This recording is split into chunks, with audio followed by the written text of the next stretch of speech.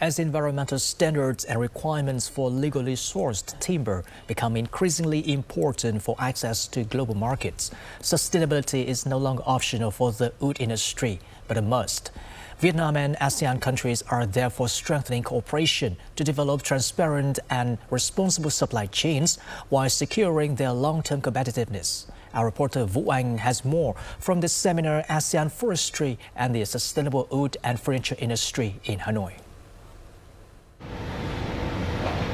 As a member of the Vietnam Plywood Association, this interior material manufacturer has aligned its production with strict global standards. From the US formaldehyde CB2 certification to Japan's JAS process, its products prioritize legal origins and sustainable development. Attending the seminar, the company aims to expand its exports, particularly into the ASEAN market.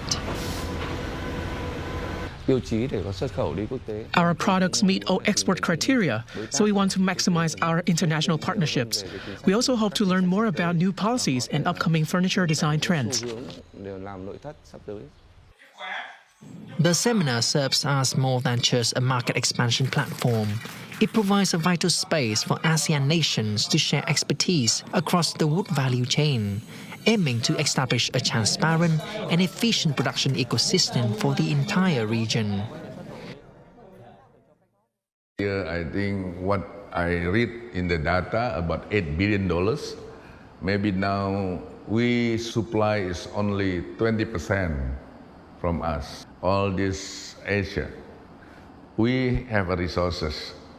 You have the capability. Malaysia, Laos, Cambodia, this all, they have a lot of thick wood. This is what we have to know what and how. By working together, ASEAN nations can establish region-specific standards and transform the bloc into a major wood processing and supply hub. This will ensure green growth and prevent deforestation, thereby contributing to the protection of global forest resources.